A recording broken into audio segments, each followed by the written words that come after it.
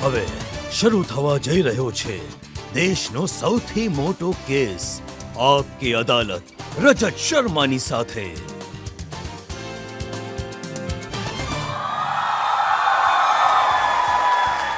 નમસ્કાર, thank you. ઘણું સ્વાગત છે આપ સૌનું આપકી અદાલતમાં. આપકી અદાલતમાં આજે આપણે કેસ ચલાવીશું એક એવા વ્યક્તિત્વ પર જેમણે પાછલા 50 વર્ષથી દેશની રાજનીતિનો દરેક રંગ જોયો છે. દેશના સૌથી અનુભવી, સૌથી સિનિયર નેતાઓમાંથી એક એવા નેતા જેમણે ખબર નહીં કેટલાને ખુરશી પર બેસાડ્યા, ખબર નહીં કેટલાને ખુરશીથી ઉતાર્યા. પ્લીઝ વેલકમ દેશના સૌથી સિનિયર નેતાઓમાંથી એક ગુલામ નબી આઝાદ.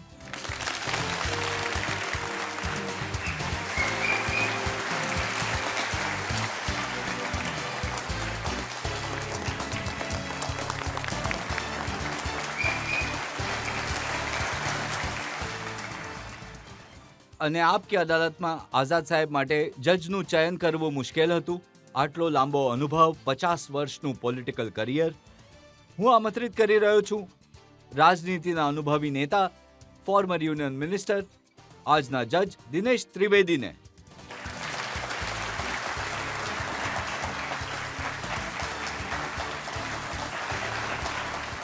અને એ પહેલા કે આપકી અદાલતમાં આરોપો અને સવાલોનો સિલસિલો શરૂ થાય, આજના જજ દિનેશ ત્રિવેદીની પરવાનગી લઈશું આજની કાર્યવાહી શરૂ કરવા માટે. પરવાનગી છે. અને એ પહેલા કે આઝાદ સાહેબ પર તમારા પર આરોપો લાગે, એક નજર કરીશું ગુલામ નબી આઝાદના પોલિટિકલ કરિયર પર.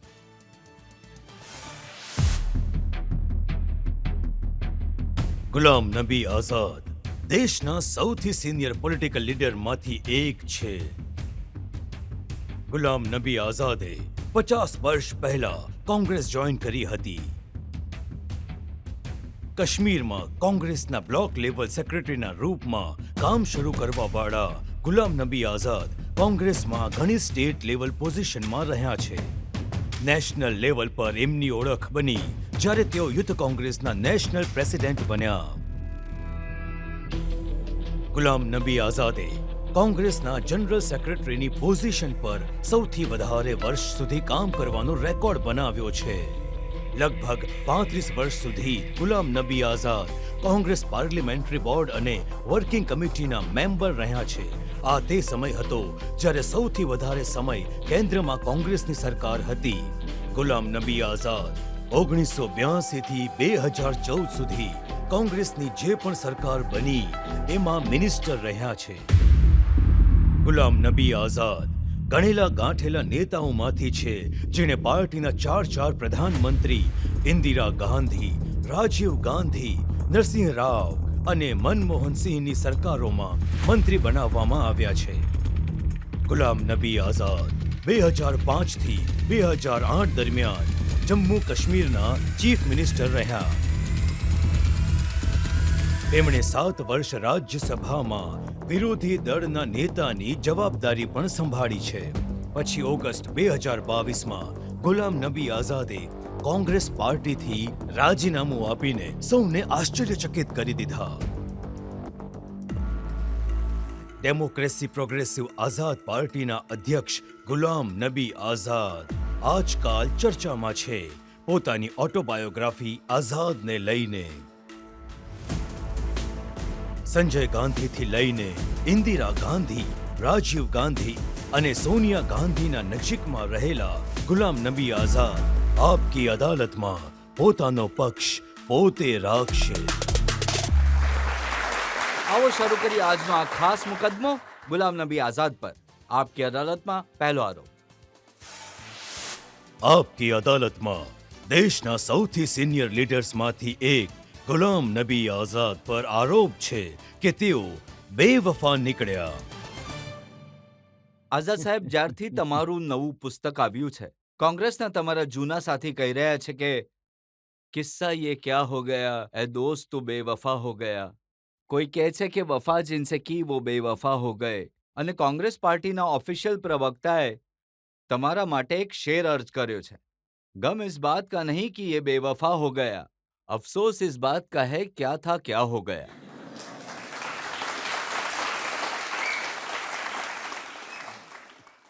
જે કહે છે કે ક્યાં સે ક્યાં હો ગયા, એ જ તો જવાબદાર છે આ વસ્તુ માટે. ક્યાં સે ક્યાં હો ગયા. અને હું બેવફા નથી, પરંતુ બાવફા છું. બેવફા તો એ છે જેમને બધું જ દેખાય છે, છતાં પણ એ હિંમત નથી લીડરશિપને કહેવાની કે બધું આ બરબાદ થઈ ચૂક્યું છે. એ બેવફા છે જે પોતાના લીડરને દગો આપી રહ્યા છે, પોતાની પાર્ટીને દગો આપી રહ્યા છે. અને એમને એ કહે કે એ કહેવાની હિંમત હોય, ક્ષમતા હોય કે પાર્ટી પતી ગઈ છે, બરબાદ થઈ ગઈ છે. આ પાર્ટી જે હિન્દુસ્તાનના 34-35 સ્ટેટોમાં રાજ કરતી હતી, પાર્લામેન્ટમાં એક વખત 414 સીટો લીધી, એ બે ચૂંટણીઓમાં 50-55 સીટો નથી લઈ શકી અને લીડર ઓપોઝિશન નહીં બનાવી શકી. એ બેવફા છે, એ ધોકો આપી રહ્યા છે પોતાની પાર્ટીને. બધું જાણીને પણ લીડરને એ નથી કહી શકતા કે હિંમત નથી કે તમે ખોટું કરી રહ્યા છો. એમને આઝાદ સાહેબ તમારાથી એ ફરિયાદ નથી કે તમે કોંગ્રેસથી અલગ થઈ ગયા. એમનું કહેવું એ છે કે तुम राहुल को ना चाहो तो कोई बात नहीं, मोदी को चाहोगे तो मुश्किल होगी.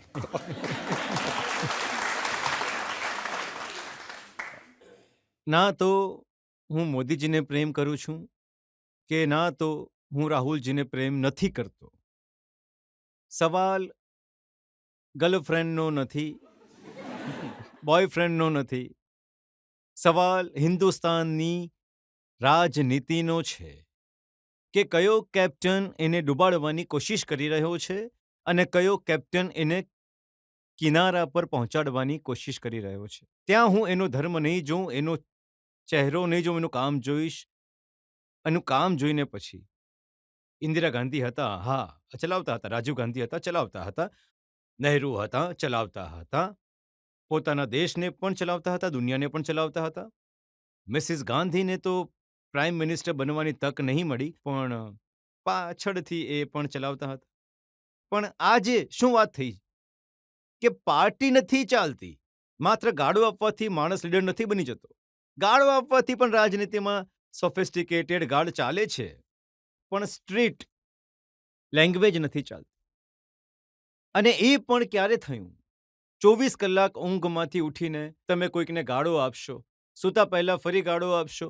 આનાથી નહીં તો દેશ બનશે, નહીં તો દુનિયા બદલશે, કે ન તો કોઈ પાવરમાં આવી શકે. તમે કહી રહ્યા છો કે રાહુલજી શિપને ડૂબાડી રહ્યા છે અને મોદીજી ચલાવી રહ્યા છે. હમણાં તો એ જ થઈ રહ્યું છે ને. હવે કેપ્ટન બનવા માટે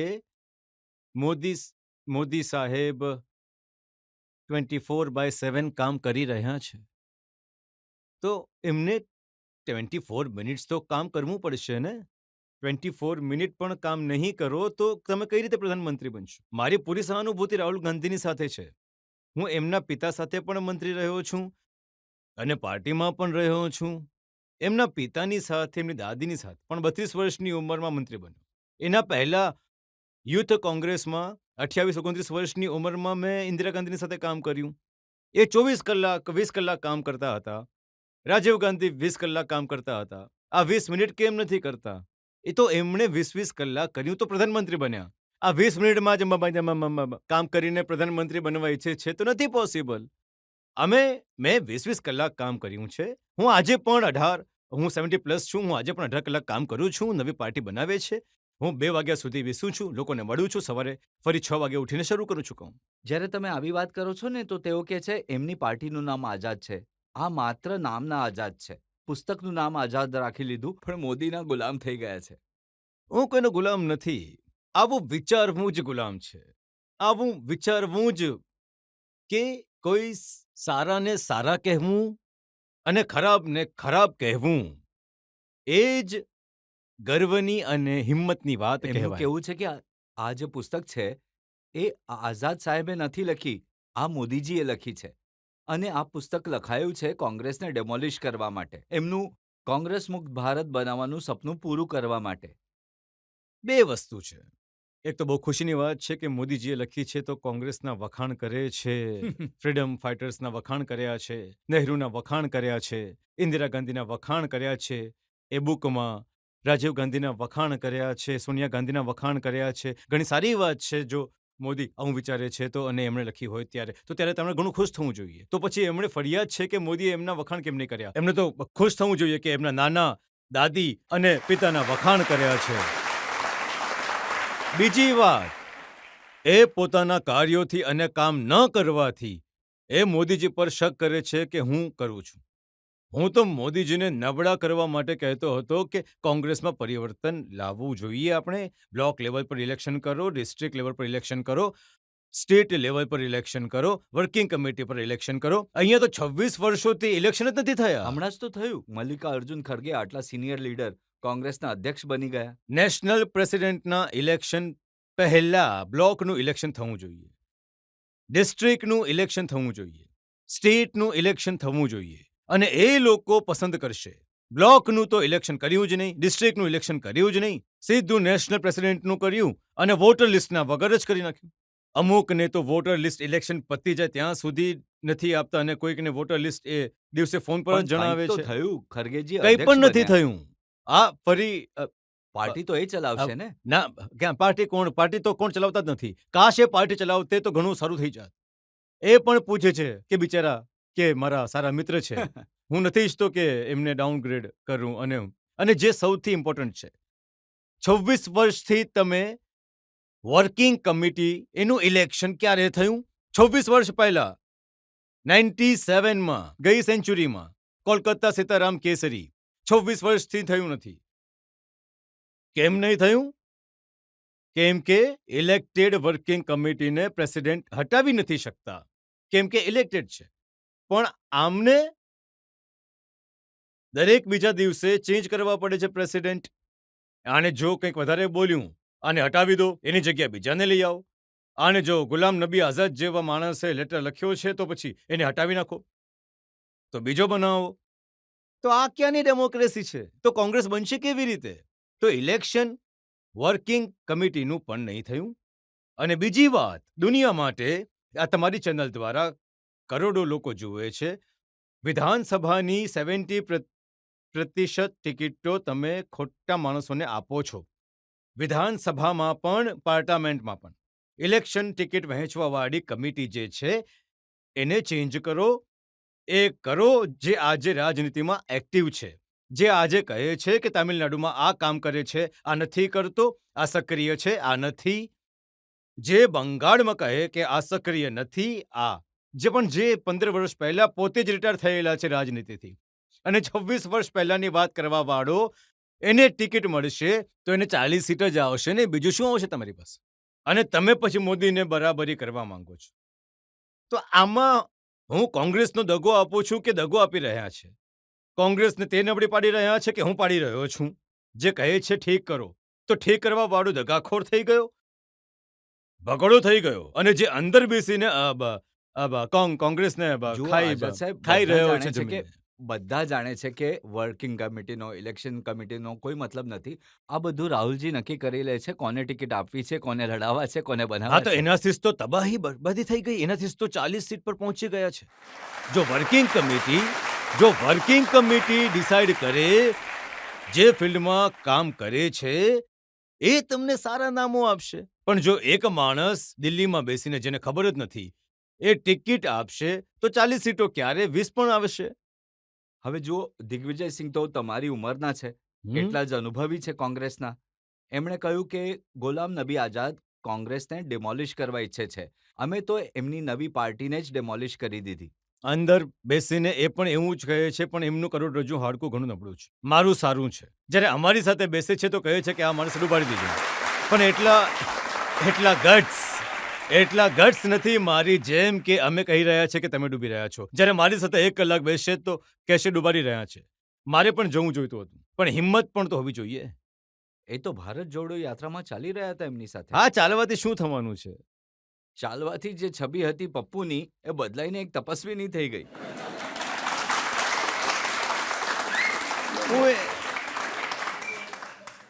હું એ નામ પર નથી જતો, કેમ કે ઘણા સારા પરિવારના છે.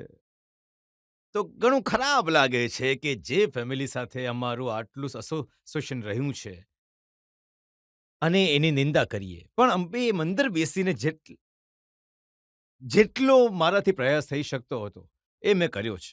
સાંભળ્યું નહીં? સાંભળ્યું નહીં. હવે આમાં હું શું છે?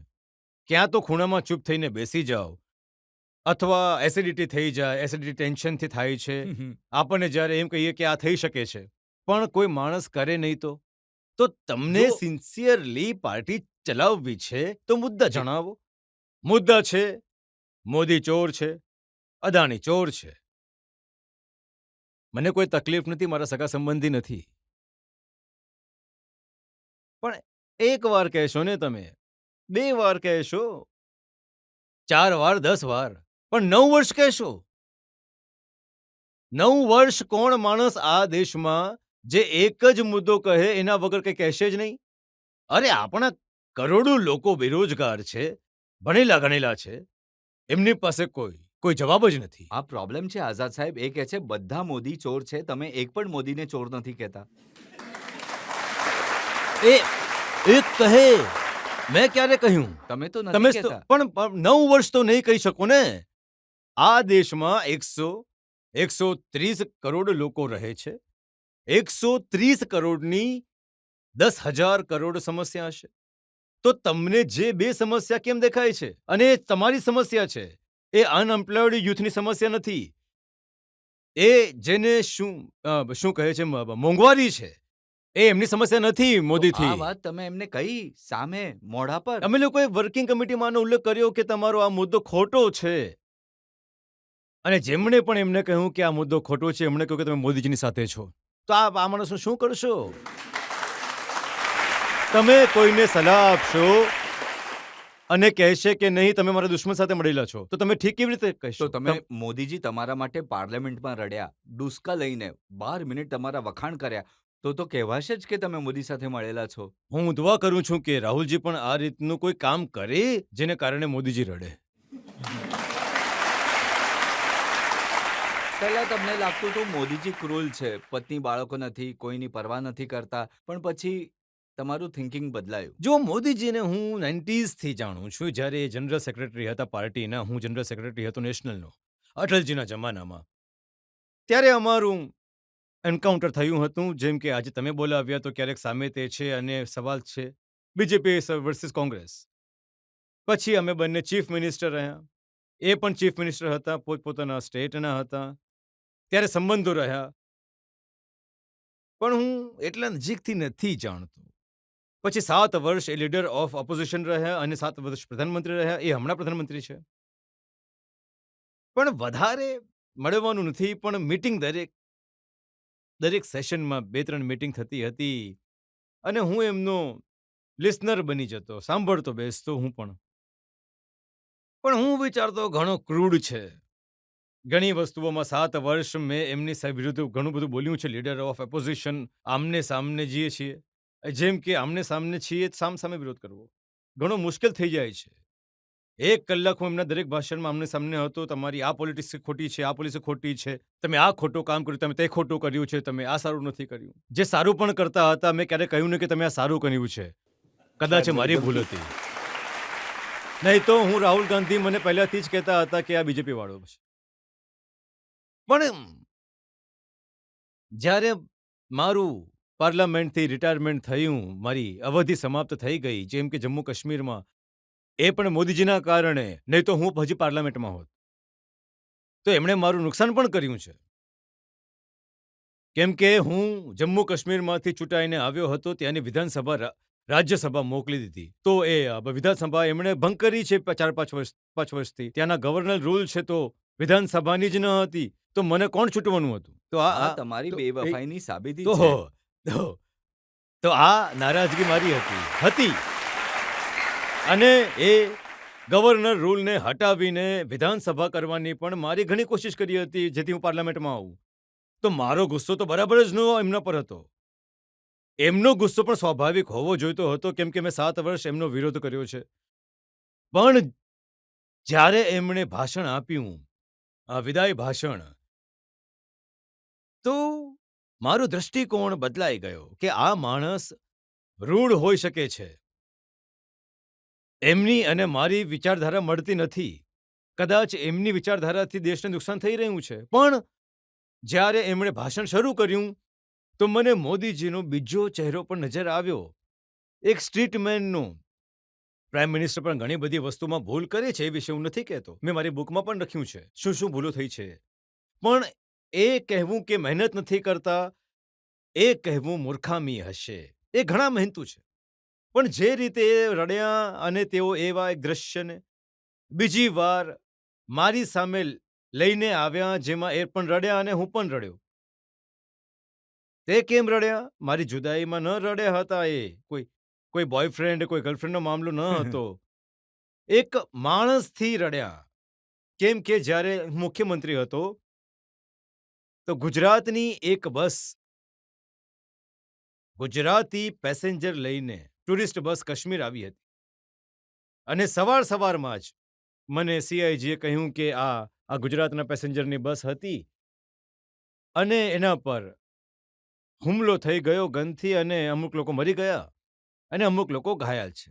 તો મારી પાસે જે કપડાં પહેરેલા હતા, મેં તૈયાર નહોતો થયો, નાસ્તો પણ નહોતો કર્યો, સીધો પહોંચી ગયો. સાઇટ પર પહોંચ્યો. મેં લાશો જોઈ, મેં ટુકડા જોયા, મેં બાળકોને રડતા જોયા. હવે તમે જાણો છો કે ચીફ મિનિસ્ટર આવ્યા છે, તો બાળકો મારા પગ પકડીને મારા પિતા મરી ગયા, મારા ફેમિલી મેમ્બર, તો મને રડવું આવી ગયું અને હું ખાલી જઈને ખૂબ રડ્યો જોરથી. એની વચ્ચે જે મોદીજી ગુજરાત ચીફ મિનિસ્ટર હતા, એમનો ફોન આવ્યો. તો સાંજે જ્યારે હું અલવિદા કરવા એરપોર્ટ પર ગયો હતો, સી ઓફ કરવા ગયો ડેડ બોડીઝને, તો વિમાનમાં ફરી પકડી લીધું એ લોકોએ. ગાડું ન આપી હતી. પગ પકડીને રોયા હતા, મારા પગ પકડીને. સ્ત્રીઓ પણ અને બાળકો પણ. હું ફરી રડ્યો. પછી CMનો ફોન આવ્યો તો હું રડતા જ એમની સાથે વાત કરી. તો એ જે હતું અહીંયા નેશનલ લેવલ પર થોડું આવ્યું હતું, પણ ગુજરાતમાં એને ઘણા લોકોએ બતાવ્યું. ગુજરાતમાં રડતા. કારણ કે મરવાવાળા ગુજરાતના લોકો ગુજરાતના હતા. હતા અને એ પ્રાઇમ મિનિસ્ટરે કહ્યું કે લોકો ગુજરાતના હતા અને ચીફ મિનિસ્ટર રડી રહ્યા છે જેમ કે એમના પરિવારના કોઈ લોકો મરી ગયા છે. તો એને માટે હું સેલ્યુટ કરું છું. એ ચોક થઈ ગયા.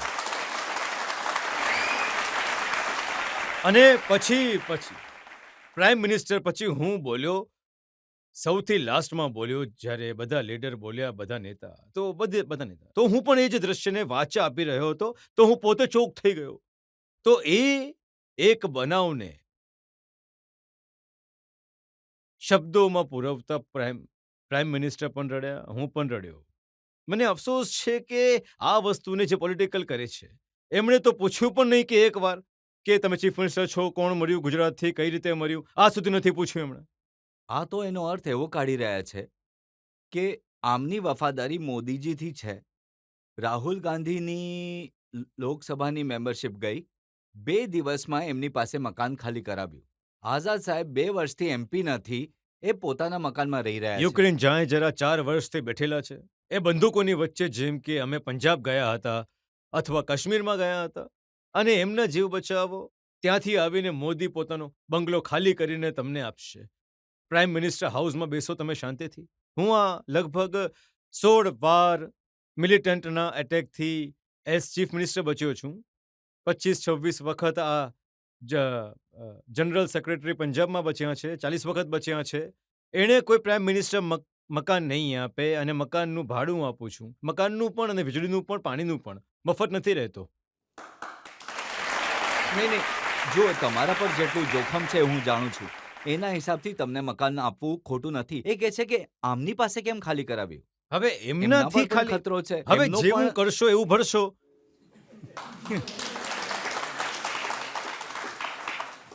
તમે 24 કલાક ગાળો આપશો તો એ પણ તો જરા ખંજવાળશે ને. કોંગ્રેસ છોડવાવાળા તમે એકલા નથી. હિમંતા બિસ્વા શર્મા, એમણે છોડ્યું, એમને ફાયદો થયો, એ મુખ્યમંત્રી બની ગયા, મિસ્ટર સિંધિયા કેબિનેટ મિનિસ્ટર બની કેબિનેટ ગયા. મિનિસ્ટર બની ગયા. ઘણા બધા, 1 ડઝન છે, 2 ડઝન લોકોએ આસપાસ છોડ્યું અને છે. આ તો એ લોકો હતા, સિંધિયાજી ખાસ કરીને. અમે એમને જોતા હતા પાર્લામેન્ટમાં, સાફ દેખાતું તો એ જ સૌથી વધારે હસી મજાક કરતા હતા રાહુલ ગાંધી હા, હા. સાથે. હંમેશા એમની સાથે જ વાતો કરતા બીજા હતા. પણ આપણા યુપીના યુનિયન મિનિસ્ટર, એ પણ એમનાથી ક્લોઝ હતા. જીતેન પ્રસાદ. હા, જીતેન પ્રસાદ પણ ક્લોઝ હતા. એ બીજેપીના મંત્રી છે. બીજી સુસ્મિતા હતી, એમને પણ MP બનાવ્યા હતા. એ પણ એમના જ જેટલી જે ઉંમરની છે, એમની જ નાની મહિલા કોંગ્રેસની નેશનલ પ્રેસિડેન્ટ ચાલી ગઈ, ટીએમસીમાં તો એમપી બની ગઈ. તો તો કેમ? એમના તો બધા યુથવાળા જ છોડીને જઈ રહ્યા છે, કેમ જઈ રહ્યા છે? એમના સ્વભાવથી. હિમંતની વાર્તા તો આપણે સાંભળી. એ મળવા ગયા હતા ને એમણે કહ્યું કે રાહુલ ગાંધી કૂતરાને બિસ્કિટ ખવડાવતા રહ્યા, મારી સાથે વાત નહીં કરી.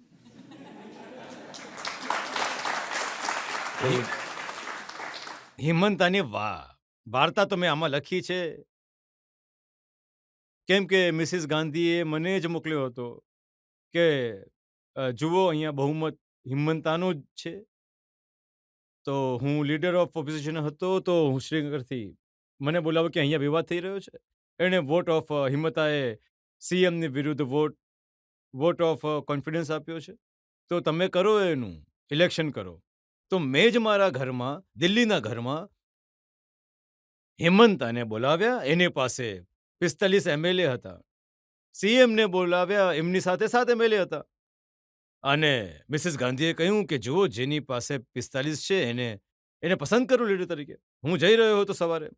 સાંજે રાહુલ ગાંધીનો ફોન આવ્યો કે તમે નથી જઈ રહ્યા, સવારે મને મળજો. સવારે મળવા ગયો તો સીએમ એમની પાસે બેઠા હતા. તો કહ્યું કે નહીં, આ જ ચાલશે. તો મેં કહ્યું હેમંતાની પાસે મેજોરિટી છે, આમની પાસે 7 છે, એમની પાસે 45 છે, એ ભાગી જશે. તો બોલ્યા ભાગવા દો. નોર્થ ઇસ્ટનો એ ઇન્ચાર્જ છે, તો પણ બોલ્યા શું થયું, તો ભાગવું હોય તો ભાગો. તો આજે કેમ રડી રહ્યા છે?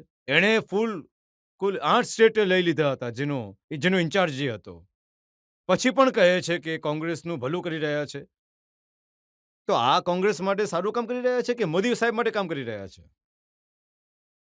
કેપ્ટન અમરિંદર સિંહ સાથે શું થયું હતું? એ તો મુખ્યમંત્રી હતા. એ પણ આમાં લખ્યું છે, અને એ પણ વર્કિંગ કમિટીમાં ઉઠાવ્યું હતું મેં. તો હવે આખી વર્કિંગ કમિટીની વાત કહું તો થોડું કહીશ. થોડું જ તો કહી દો, પણ સાચું કહી દો અમને બધા. સાચું નહીં, હું તો સાચા સિવાય બીજું કંઈ બોલતો જ નથી. હું તો ગાંધીવાદી પરિવારમાં છું. મેં વર્કિંગ કમિટી એના પછી બરબાદ થયા પછી જ્યારે બોલાવ્યા ત્યારે મેં કહ્યું સૌથી પહેલા આરોપીને રજૂ કરો અહીંયા, જેણે આ પંજાબ ડૂબાડી દીધું. 4 મહિના પહેલા ઇલેક્શનમાં કોણ મૂર્ખ માણસ ચીફ મિનિસ્ટરને ચેન્જ કરે? અમને તો 6ઠ્ઠા ધોરણમાં ગામમાં ભણાવ્યું હતું કે મિડ સ્ટ્રીમ ઘોડા નહીં બદલાય. મિડ સ્ટ્રીમ ઘોડા બદલાશો તો પડશો, વહી જશો. એ ઘોડો બહુ સારો આવી ગયો હતો ને, નવજોતસિંહ સિદ્ધુ.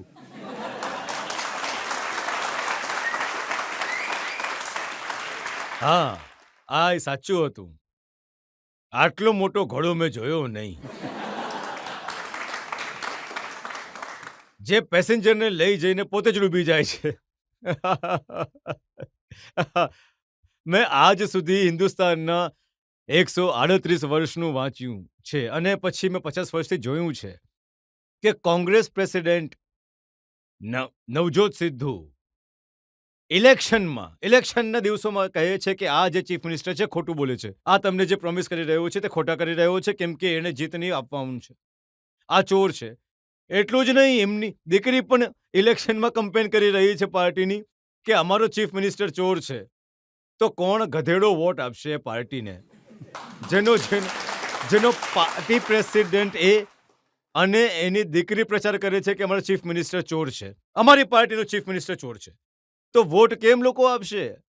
તો જેને સિલેક્શન કરવા વાળા આવા પ્રેસિડેન્ટ એ બીજેપીની મદદ કરી રહ્યા છે કે હું કરી રહ્યો છું? એ મોદીજીની મદદ કરી રહ્યા છે કે હું કરી રહ્યો છું? હવે સાંભળ્યું છે કે રાજસ્થાનમાં બળવો થવાનો છે. સચિન પાયલટ ખાસા સમયથી ઉકળી રહ્યા છે. હવે જુઓ, હું તો ઈચ્છું છું કે કોંગ્રેસ જીતવી જોઈએ.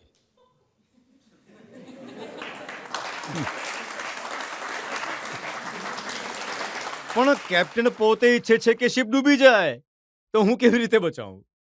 કેપ્ટન ઈચ્છે છે કે જલ્દી જ્યાં વધારે ટર્બ્યુલન્સ છે ત્યાં લઈ જાઓ. અહીંયા ડૂબી નથી રહી અમારી શિપ, હજી અડધી 90% ડૂબ્યું છે, પણ થોડું હજી વધારે કંઈક દેખાય છે, તો ત્યાં ટર્બ્યુલન્સ પાણીમાં લઈ જાઓ, ત્યાં ડૂબી એક જશો. શાયરે કહ્યું છે ને કે મેરી કશ્તી વહાં ડૂબી જહાં પાણી કમ થા.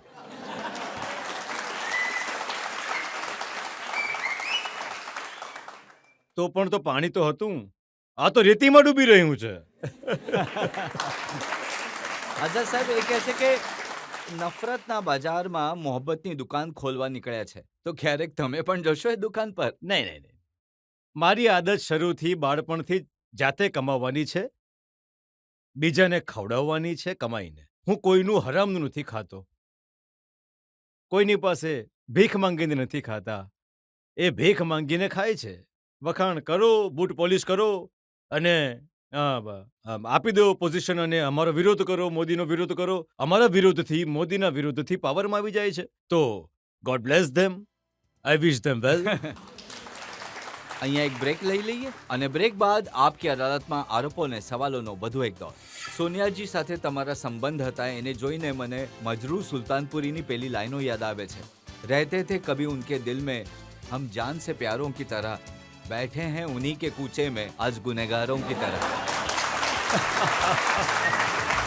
બહુ સરસ. Welcome back. આપકી અદાલતમાં આજે આપણા મહેમાન છે હિન્દુસ્તાનના સૌથી સિનિયર મોસ્ટ નેતાઓમાંથી એક ગુલામ નબી આઝાદ. આપકી અદાલતમાં આગલો આરોપ. આપકી અદાલતમાં સિનિયર લીડર ગુલામ નબી આઝાદ પર આરોપ છે કે તેઓ એહસાન ફરામોશ છે. આઝાદ સાહેબ, કોંગ્રેસના લોકો આજે કહી રહ્યા છે કે 50 વર્ષમાં કોંગ્રેસે તમને શું નથી આપ્યું.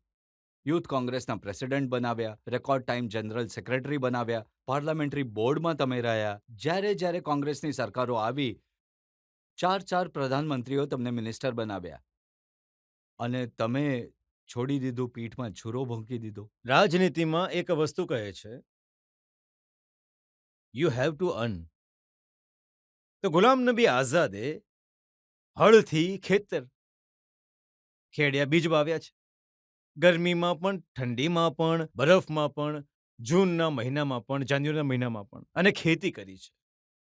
ગુલામ નબી આઝાદે 2 રોટલી ખાધી. દિલ્હીમાં બેઠેલા લોકોએ 10 રોટલી ખાધી, જે ખેતરમાં ગયા પણ નહીં.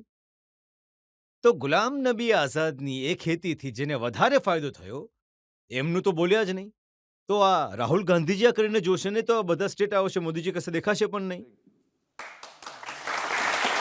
હવે સોનિયાજી જ્યારે હું 8 સ્ટેટમાંથી 7 સ્ટેટો જીતાડીને નહીં લાવ્યા તો કોને મંત્રી બનાવશે? ત્યાં એવા પણ મંત્રી છે જેમણે સ્ટેટ આજ સુધી જોયા નથી. અને હું તો પોતે જ ઘણો સિમ્પલ પોર્ટફોલિયો લેતો હતો જેમાં કોઈને પૈસાને લેવડ દેવડ નહીં હોય. સોનિયાજી સાથે તમારા સંબંધ હતા એને જોઈને મને મજરૂ સુલતાનપુરીની પેલી લાઈનો યાદ આવે છે. રહેતે થે કભી ઉનકે દિલ में हम जान से प्यारों की तरह बैठे हैं उन्हीं के कूचे में आज गुनहगारों की तरह.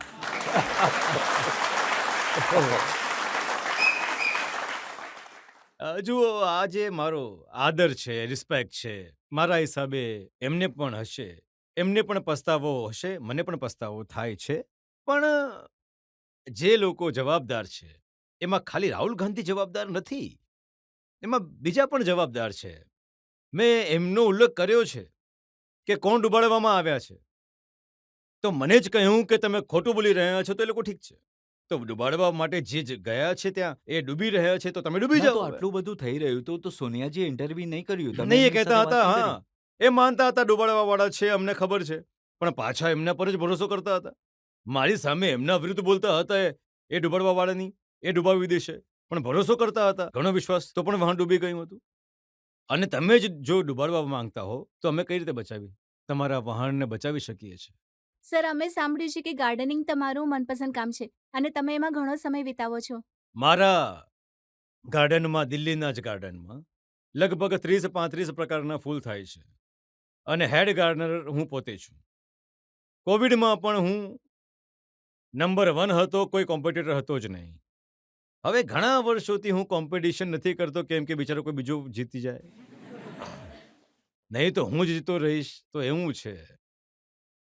તમે તમારા શોખ પૂરા કરવા માટે ઘણો સમય લગાડો છો, 8-8 કલાક ખુરપીઓ ચલાવો છો ગાર્ડનમાં. તો જો રાહુલજી વિદેશ જવાનો શોખ પૂરો કરે છે એનાથી કેમ લોકોને પ્રોબ્લેમ થાય છે? નહીં.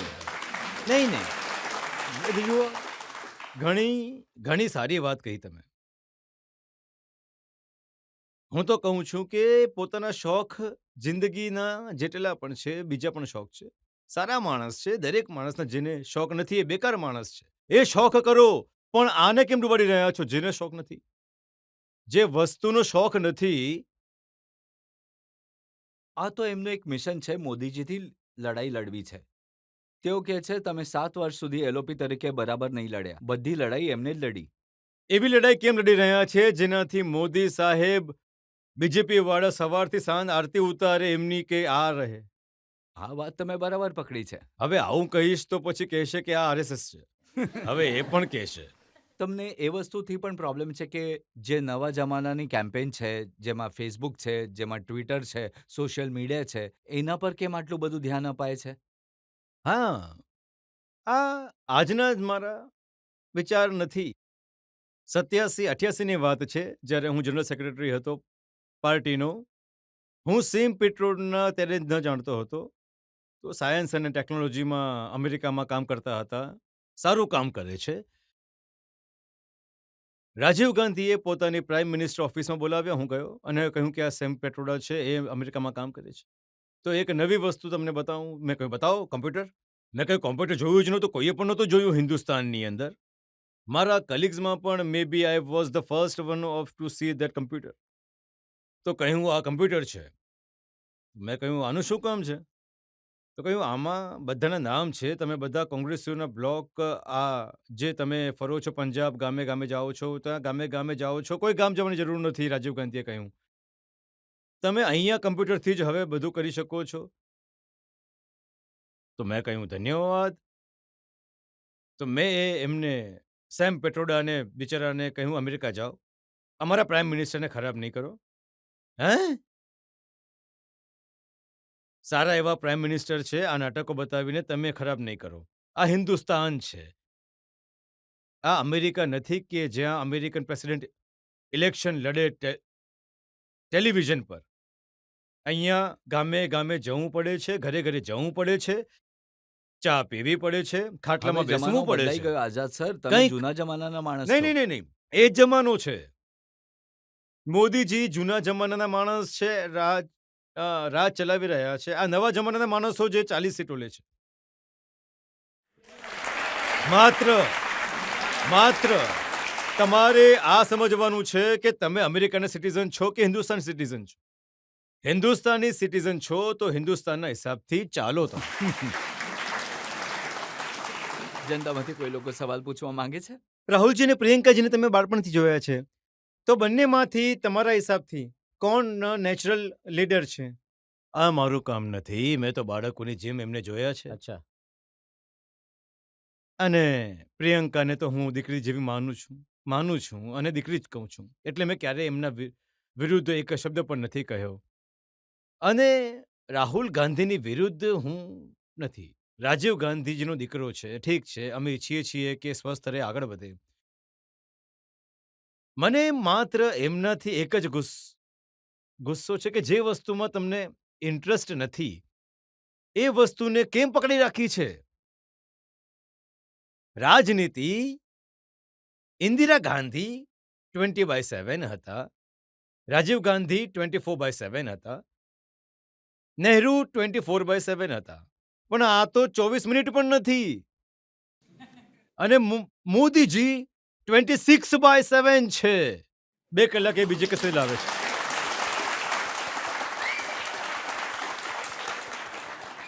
તો આ સુપરસોનિક પાડી નાખો, હું ખુશ થઈશ. હું બીજેપી આઈડિયોલોજીનો નથી, પણ એ તો F-16 છે. અને તમે રિક્ષા પણ નથી હજી.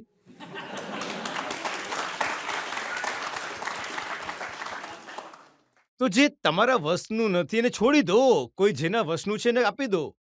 પણ ચલાવવું પણ પોતે જ છે અને હિંમત પણ નથી. આ લાલચ જે હોય છે એ ખરાબ છે. તો રાહુલજીને મારી વિનંતી છે, ભગવાન એમને લાંબુ આયુષ્ય આપે, સ્વાસ્થ્ય આપે, પણ આ તમારા વશનું નથી.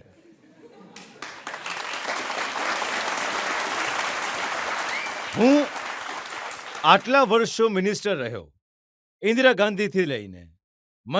મેં કહ્યું મને આ બાયનાન્સમાં કોમર્સ મારા વશનું નથી, મને નહીં આપતા. મને સોશિયલ સેક્ટરમાં હેલ્થ છે, એજ્યુકેશન છે, બાકી બધી વસ્તુઓ આપો.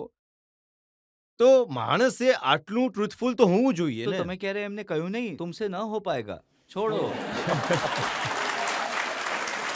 જે જો એમને કહે કે તમારાથી નહીં થઈ શકે, એ પ્રો મોદી થઈ જાય છે. એમના માત્ર આટલા શબ્દો છે, આ ખોટું કરી રહ્યા છે, અચ્છા તું પ્રો મોદી છે એટલે મીડિયા સવાલ પૂછશે, તું પ્રો મોદી છે. અરે મીડિયાનું કામ, મને મળ્યા 4-5 મીડિયા વાળા, અમને સવાલ પૂછતો કે હા તમે મોદીને મોકલાવેલા છો. અરે તમે કેટલા સવાલ પૂછો છો? મીડિયાનું તો કામ જ છે ઓકવર્ડ સવાલ પૂછવાનું. એ તમને પ્રેમ થોડી કરશે. મીડિયાવાળાનું પેપર કે ટેલિવિઝન ત્યારે ચાલશે જ્યારે તમને ઓકવર્ડ સવાલ પૂછશે. અને લીડરનું કામ છે ઓકવર્ડથી નીકળવું. તો એ તમને પીડીસીને આપશે. હું આ સવાલ પૂછીશ, આ જવાબ આપો, એ નહીં ચાલે. 1-2 વાર ચાલ્યું હવે રોજ તો નહીં ચાલે. રોજ તો પોતાના વિવેકથી, પોતાની બુદ્ધિથી જવાબ આપવા પડશે.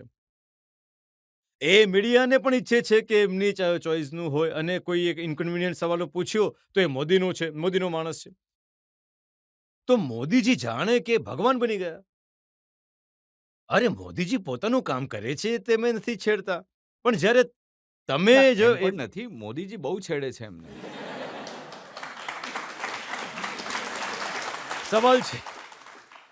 સવાલ છે આ 24 કલાક એ એક તક લેશે ને તો એક બ્રેક માટે બરાબર. રોકાઈશું અને બ્રેક બાદ આપકી અદાલતમાં ગુલાબ નબી આઝાદ પર સવાલો અને આરોપોનો વધુ એક દોર. અરે તમને લાગે છે હું એ તરફ પ્રિયંકા જતો રહું? ગાંધીને એક્ટિવ પોલિટિક્સમાં આવવા માટે આટલી વાર કેમ લાગી? ફેમિલીનો એ જે નિર્ણય હતો કે દીકરીને નથી લાવવી, માત્ર દીકરાને જ લાવવો. Welcome back. આપકી અદાલતમાં આજે આપણે કેસ ચલાવી રહ્યા છે હિન્દુસ્તાનના સૌથી અનુભવી નેતાઓમાંથી એક ગુલામ નબી આઝાદ પર. આપકી અદાલતમાં આગલો આરોપ. આપકી અદાલતમાં સિનિયર લીડર ગુલામ નબી આઝાદ પર આરોપ છે કે એમની વાતોમાં વિરોધાભાસ છે. આઝાદ સાહેબ, તમારું પુસ્તક મેં જોયું. જેમ તમે કહો છો ને કે જે લોકો છે એ એટલી મહેનત નથી કરતા, રાહુલજી એટલી મહેનત નથી કરતા, એ ગામમાં નથી જતા, જો એ જાત તો વધારે સારું થાત. પણ તમે જ તો નહેરુ ગાંધી પરિવારના લોકોને ઘરેથી બોલાવીને ઇલેક્શન લડાવતા હતા. તમે તમારા પુસ્તકમાં ઉલ્લેખ કર્યો છે કે 1999માં મેમાં સોનિયા ગાંધી કોંગ્રેસની અધ્યક્ષ બનવા નહોતા માંગતા. 6 મહિના રાહ જોવા ઈચ્છતા હતા. તમે જ પરસ્યુએડ કરીને બનાવ્યા. આ દરેક પરિસ્થિતિમાં કોઈને કોઈનો ઉપયોગ થાય છે. દરેક અને માણસનો દરેક સમય ઉપયોગ નથી થતો. જેમ કે હકીકત છે કે સૌથી પહેલા સોનિયા ગાંધીને, જેમ કે સૌથી પહેલા રાજીવ ગાંધી અને ઇન્દિરા ગાંધીના વિશે અમારી ચર્ચાઓ થઈ હતી, એમને રાજનીતિમાં લાવવા માટે. એ કોઇન્સિડન્સ છે કે એમની મિસેજને લાવવાનું પણ મારા સમયમાં જ થઈ ગયું. કેમ કે કેસરીજીના સમયમાં જ્યારે 98નું ઇલેક્શન થયું હતું, તો મેં એમને કહ્યું કે ભાઈ કેમ્પેન માટે હવે કેસરીજી તો બિચારા કેમ્પેનવાળા હતા જ નહીં. મેં સાંભળ્યું છે કે તમે કેમ્પેન કરવા જ નહીં દીધું એમને. નહીં, એવું નથી. અને એ અને હું- ઇલેક્શનથી સોનિયાજીને પ્રોજેક્ટ ના, કર્યા. એ ચેરમેન હતા કેમ્પેન કમિટીના, હું કન્વીનર હતો. અને chairman by virtue of president હતા, પણ બિચારા સાધારણ. એ સ્પીકર પણ સારા ન હતા અને વધારે કશે જતા પણ ન હતા, ઓલ્ડ હતા. તો મેં એમને કહ્યું કે જો સોનિયાજીથી પ્રચાર કરાવીએ તો શું ખોટું છે? તો કહ્યું કે હું તો આટલું સારી રીતે જાણતો નથી, તમે જાણો છો સારી રીતે, તો મનાવો. હું ગયો, 1-2 દિવસમાં મનાવ્યા. એમને પ્રચાર કર્યો. એની ડિટેલ માટે મેં બુક વંચાવવી પડશે. થોડા મહિના પછી અમે હારી ગયા. 98નું ઇલેક્શન ખરાબ રીતે હારી ગયા હતા. અમે વિચાર્યું કે હવે લીડર, એનું કારણ પણ હતું. અમારા ઘણા બધા લીડર અધ્યક્ષ બનવા ઈચ્છતા હતા. તો મેં વિચાર્યું કે હવે સક્સેશન માટે મુગલનું જેમ યુદ્ધ થઈ જશે, તો નવા માટે યુદ્ધને રોકવા માટે કહ્યું કે ભાઈ સોનિયા ગાંધીને લાવો. તો જે બે એમને મનાવવા ગયા હતા, એમણે કહ્યું કે આ માની નથી રહ્યા. તો મેં કહ્યું કેમ નથી માની રહ્યા? તો કહે છે કે 6 મહિનાનો ટાઈમ આપી દો. તો મેં કહ્યું કે હું હમણાં નિર્ણય લઈ લઉં છું. તો મેં મેડમને પૂછ્યું કે તમે આવવા ઈચ્છો છો?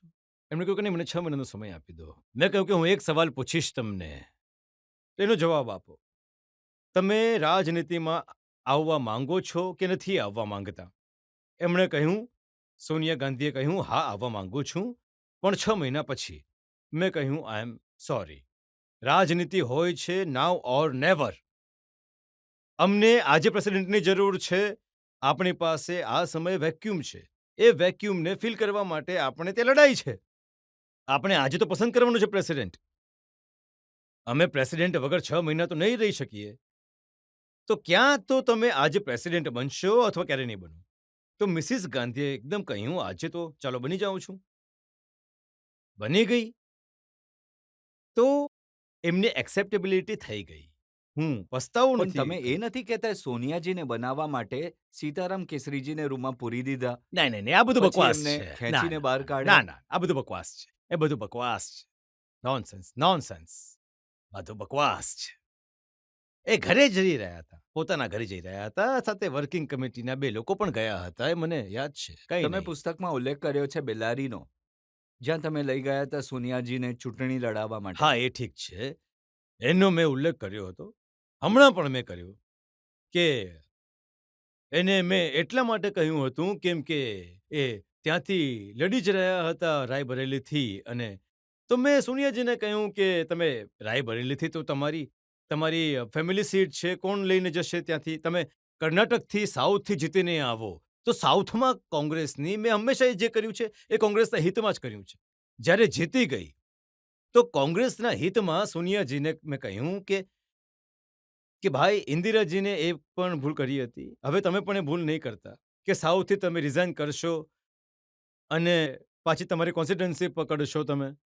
તમે કર્ણાટક રાખો તમારી પાસે અને રાયબરેલીમાં પ્રિયંકાને લગાડી દો. કેમ કે પ્રિયંકા તમારી ઇલેક્શન ઇન્ચાર્જ રહી છે. એને જાણકારી છે. પણ બીજા ત્રીજા દિવસે જોયું એમણે એને નહીં આપ્યું અને બીજા કોઈને હા, આપ્યું. બેલારીમાંથી એમણે રિઝાઇન કર્યું. બેલારીથી. તો એક તરફ કેરલા છે પણ અને પ્રિયંકા પછી ગાંધીને એક્ટિવ પોલિટિક્સમાં આવવા માટે આટલી વાર કેમ લાગી? હવે એ ફેમિલીની જ બાબત છે. એ પણ અલગ બાબત છે. મેં પુસ્તકમાં નથી લખ્યું કે એ ફેમિલીનો એ જે નિર્ણય હતો કે દીકરીને નથી લાવવી, માત્ર દીકરાને જ લાવવો છે. પણ પછી આવ્યા એ પણ પાછળ હા, ચાલે પણ એ છે. પછી જરા લાગ્યું કે જ્યારે વહાણ એકથી નથી ચાલી રહ્યું તો બેથી ચલાવી લઈએ. પણ પ્રિયંકાની પોતાની હંમેશા ઈચ્છા હતી રાજકારણમાં આવવાની, હા, બિલકુલ હતી. અને રાહુલની નહોતી. કેમ કે એમપી બન્યા પહેલા મને કંઈ ખબર નથી એમના વિશે. કેમ કે પ્રિયંકાનું એવું છે કે જ્યારે રાજીવજી પ્રાઇમ મિનિસ્ટર હતા, હું જનરલ સેક્રેટરી હતો, તો ક્યારેક અમને 2 વાગી જતા હતા ડિનર વગર જ. તો એ અંદર જતા હતા અને ત્યાંથી જ જે ખાવાનું બચેલું હોય એ ટેબલ પર લઈ આવતા હતા.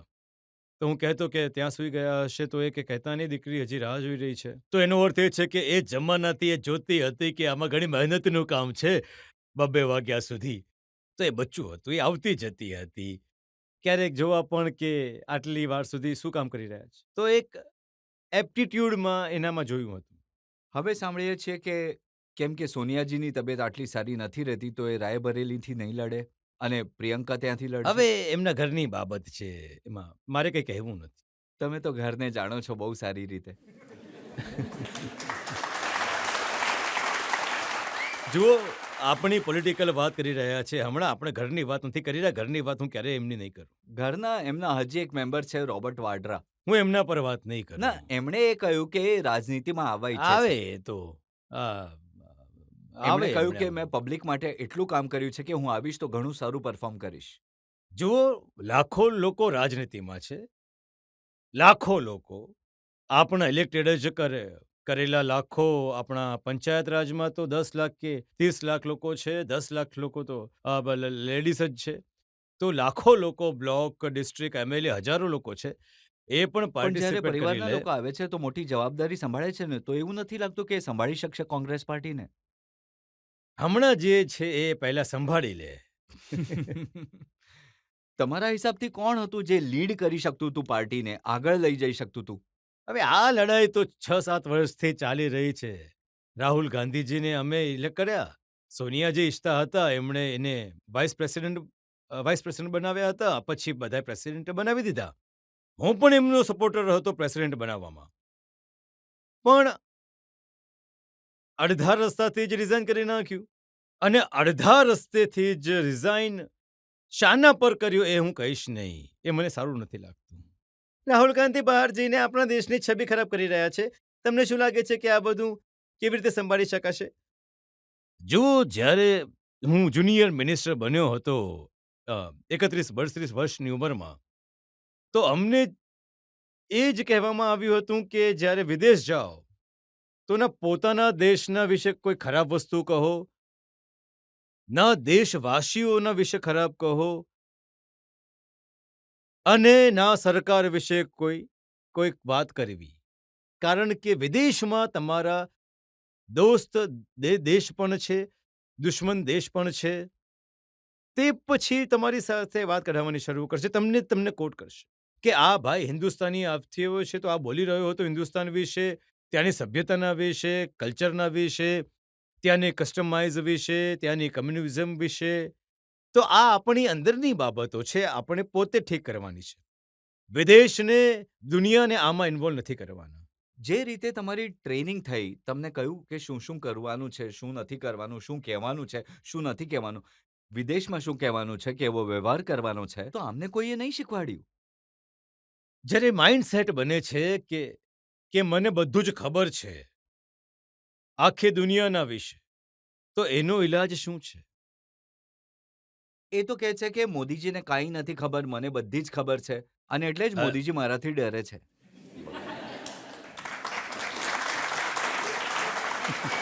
હવે એ બંને જાણે કોણ કોનાથી ડરી રહ્યું છે. વધુ એક બ્રેક માટે રોકાઈશું અને બ્રેક બાદ આપ કી અદાલતમાં ગુલાબ નબી આઝાદ પર આરોપો અને સવાલોનો વધુ એક દોર. મેં મારી બુકમાં લખ્યું છે કે એ જે સુષ્માજીએ કહ્યું કે એ પોતાના વાળ સાફ કરાવીને, મુંડન કરાવીને આખા દેશમાં ફરશે, તો મારા ખ્યાલથી એનાથી ફેમિલી ડરી ગઈ છે. Welcome back. આપ કી અદાલતમાં આજે આપણા મહેમાન છે ગુલામ નબી આઝાદ. આપ કી અદાલતમાં આગલો આરોપ. આપકી અદાલતમાં સિનિયર લીડર ગુલામ નબી આઝાદ પર આરોપ છે કે તેઓ લોકોને ગેરમાર્ગે દોરે છે. આઝાદ સાહેબ, તમે તમારા પુસ્તકમાં લખ્યું છે કે એક સમય એવો હતો કે તમે કોંગ્રેસ પ્રેસિડેન્ટ બની શકતા હતા. તમે સિનિયર હતા, અનુભવી હતા, બનતા બનતા રહી ગયા કારણ કે તમે મુસલમાન હતા, માઇનોરિટીથી હતા. હું એમ નથી કહેતો કે એ સંદર્ભમાં કે મેં હિસ્ટ્રીની વાત લખી, કે એ સમયે લગભગ 60 કે 65 વર્ષ 47 થી પહેલા કોંગ્રેસ રહી. એ 60-65 વર્ષોમાં 12 કે 13 માઇનોરિટીઝ એ અધ્યક્ષ રહ્યા છે રાષ્ટ્રીય કોંગ્રેસના. પણ 75 વર્ષમાં એક પણ નહીં રહ્યા. અને જેને જોઈએ એને બનાવી શકતા હતા. કેમ નહીં બનાવ્યા? મેં એ જ તો કહ્યું ને, ખાલી સેક્યુલરિઝમ કહેવાથી કંઈ થતું નથી, એના પર એક્ટ પણ કરવું તો પડે છે. તો જેમ તમે માઇનોરિટીમાંથી હોવાને કારણે બનતા બનતા રહી ગયા, સોનિયા ગાંધી પણ પ્રધાનમંત્રી બનતા બનતા રહી ગયા. કેમ? એટલે કે માઇનોરિટીના હતા એટલે કે ફોરેનર હતા એટલે? નહીં, એ તો માઇનોરિટીના તો પોતે સમજે છે પોતાને, અને નહીં બીજું કોઈ સમજે છે, કારણ કે મેજોરિટી લગ્ન કર્યા છે. પણ એનો માઇનોરિટી મેજોરિટીથી કંઈ સંબંધ છે નહીં, અને એમને માઇનોરિટી ગણ્યા પણ નથી, કોઈએ મેજોરિટી જ ગણ્યા છે. અને એ જે મેજોરિટીની પ્રેક્ટિસ પણ કરે છે, હિન્દુ ધર્મને પ્રેક્ટિસ કરે છે. પણ એમના ફેમિલીનો કોઈ પ્રોબ્લેમ હતો એમાં, વિવાદ. મેં મારી બુકમાં લખ્યું છે કે એ જે સુષ્માજીએ કહ્યું કે તેઓ પોતાના વાળ સાફ કરાવીને, મુંડન કરાવીને આખા દેશમાં ફરશે, તો મારા ખ્યાલમાં એનાથી ફેમિલી ડરી ગઈ કે ભાઈ એક નવો વિવાદ ઊભો થઈ જશે, મુશ્કેલીથી તો રાજગદી પર આવ્યા છીએ, તો સારું રહેશે. પણ ક્યારેય તમારી વાત નહીં થઈ આ વિશે. ને ખબર છે, આ ફેમિલીની બાબત છે, ઘણી બધી બાબત. મેં કહ્યું ને કે હું ફેમિલી પર નથી આવવા ઈચ્છતો, તે એ સારી વાત નથી મારા માટે. ના, એ સમયે જો હું કેમ કહી રહ્યો છું, તમે ગેરમાર્ગે દોર્યા, તમે એલડીએફને, સમાજવાદી પાર્ટીને, બીએસપીને, આ બધા નેતાઓને તમે હા, જી, મળ્યા જી. હતા. તમે એમને કહી દીધું હતું કે સોનિયાજી પ્રધાનમંત્રી બનવાના છે. હા, પણ અમારા 3-4 લોકો હતા એ વખતે બાસિઝ ગાંધી હતા, અહેમદભાઈ હતા અને પ્રણવદા હતા આ કન્સલ્ટેશનમાં. તો જ્યારે અમે ડિસાઇડ કર્યું તો હું મિટિંગમાંથી ઉઠીને જતો રહ્યો અને સાંજે બીજી મિટિંગમાં ગયો નહીં હું. તો મેં મારી વાત રાખી. એમણે કહ્યું કે અમારી કંઈક ફેમિલીની મજબૂરીઓ છે. એમણે કહીને પછી હું ચૂપ બેસી ગયો. ઠીક છે. અને ડોક્ટર મનમોહનસિંહને કેમ પસંદ કર્યા? વફાદાર માણસ હતા, ભણેલા ગણેલા હતા, વિદ્વાન હતા, ઘણા સારા ફાઇનાન્સ મિનિસ્ટર હતા. અમે ઘણો સમય કલીગ રહ્યા. મનમોહનસિંહ 5 વર્ષ ફાઇનાન્સ મિનિસ્ટર હતા, હું એ સમયે ટુરિઝમ મિનિસ્ટર હતો. અમારી ઘણી સારી રીતે બનતી હતી અને પ્રમાણિક હતા, ઘણા પ્રામાણિક. તમે ક્યારેય નહીં વિચાર્યું કે પ્રણવ મુખર્જી જો પ્રાઇમ મિનિસ્ટર બનત તો સારી રીતે દેશને ચલાવી શકત? એ પણ હવે આટલી તો ચોઈસ આપો હવે તમે અમને, કારણ કે જેમને અમે ચૂંટી લીધા હતા તો એમની કમ્પેટેબિલિટી પણ તો હોવી જોઈએ. તો એમને કેમની કોની સાથે સારું બની શકે છે. અને એક છબી બની હતી મનમોહનસિંહ એઝ ફાઇનાન્સ મિનિસ્ટર કે ભાઈ જે કંઈ પણ ઉપલબ્ધિ થઈ, ભલે પ્રાઇમ મિનિસ્ટર નરસિંહ રાવ હતા પણ ફાઇનાન્સ મિનિસ્ટર પર લોકોને વિશ્વાસ હતો કે કારણ કે ઇકોનોમિસ્ટ હતા, દુનિયાના જાણીતા અને માનીતા પણ ઇકોનોમિસ્ટ. એ સમયે આ વાત ઘણી પબ્લિસાઇઝ કરવામાં આવી કે મનમોહનસિંહને એટલે બનાવવામાં આવ્યા કેમ કે તેઓ માઇનોરિટી રિયલ માઇનોરિટીઝ તો શીખ છે જ નહીં. રિયલ માઇનોરિટીઝ તો તમને ખબર છે કે કોણ છે. એ કે એન્ટની જેવા નેતા કહે છે વી નીડ હિન્દુઝ, અમને હિન્દુઓની જરૂર છે. હવે એ સ્પાઇનલેસ માણસ છે બિચારો.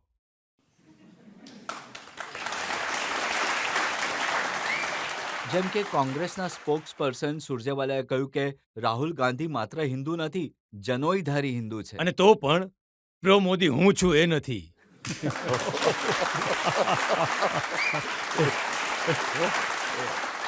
પણ ચૂંટણીમાં આજકાલ હિન્દુની જરૂર આ પડે છે. ચૂંટણી જ તો સૌથી મોટી મુસીબત છે.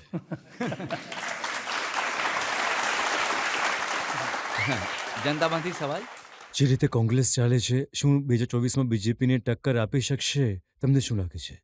જો હું કહી શકું છું પણ કહીશ નહીં.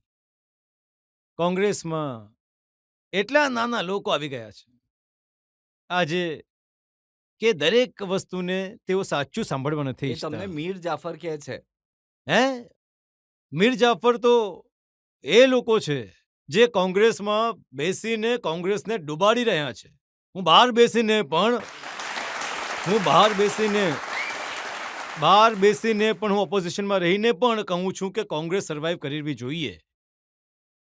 ડેમોક્રેસીના હિતમાં છે, કોંગ્રેસવાળાના હિતમાં છે. કોંગ્રેસવાળા ડિઝર્વ નથી કરતા પણ લોકશાહીના હિતમાં છે. હજી એક નેશનલ પાર્ટી હોવી જોઈએ. બે પણ એ તો- નેશનલ એ તો કહી પાર્ટીઓ રહ્યા છે કે હોવી જ લોકશાહી જોઈએ. છે જ નહીં, લોકતંત્ર સમાપ્ત થઈ ગયું છે, મોદીજીએ સમાપ્ત કરી નાખ્યું, બધાનું ગળું દબાવી દીધું. તો એને માટે તો તેમની આ મદદ કરી રહ્યા છે. જો મોદીજીને મદદ કરી રહ્યા છે 24 કલાક.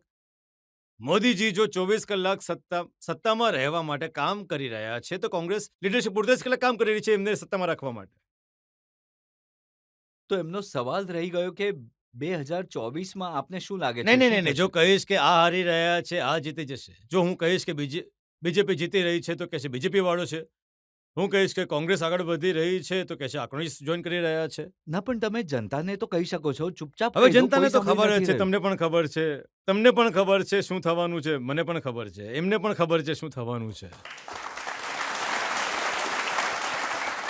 તો એક બ્રેક માટે રોકાઈશું અને બ્રેક પછી સાંભળીશું આપકી અદાલતમાં આજના જજ ફોર્મર યુનિયન મિનિસ્ટર દિનેશ ત્રિવેદીનો નિર્ણય.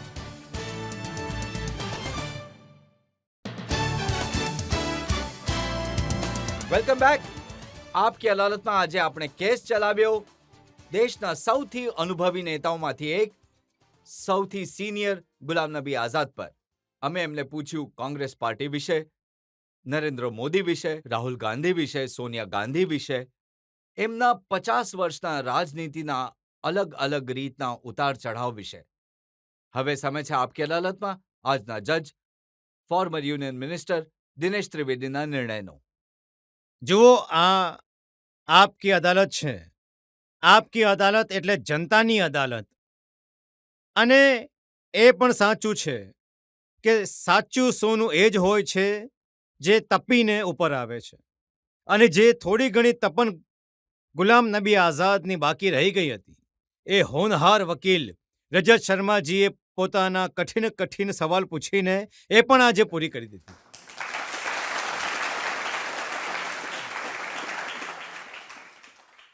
હવે સવાલ એ હતો પહેલા કે બેવફા તો યાદ આવી ગયું. જે કહે છે બેવફા એ જાણતા નથી કે વફા શું છે.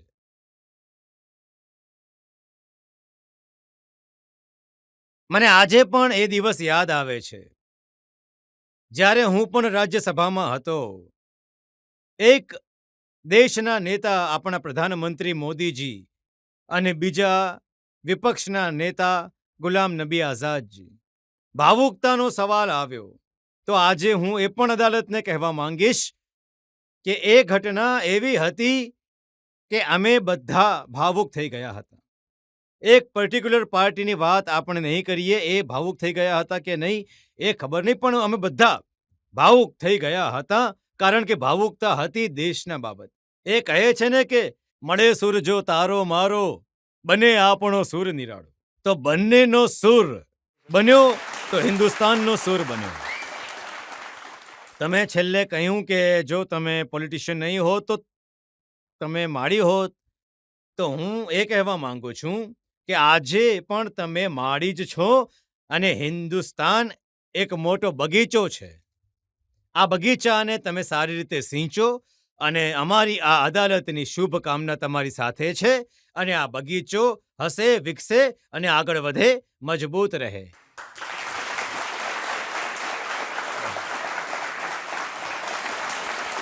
એ આશા સાથે, વિશ્વાસ સાથે કે ગુલામ નબી આઝાદ આ જ રીતે જનતાની સેવા કરતા રહેશે, એ સ્વસ્થ રહેશે અને દેશને આગળ વધારવાનું કામ આ જ રીતે કરતા રહેશે. આજનો મુકદ્દમો અહીં જ સમાપ્ત કરીએ. આવતા અઠવાડિયે તમારી સાથે મુલાકાત થશે એક નવા વ્યક્તિત્વ સાથે. ત્યાં સુધી નમસ્કાર.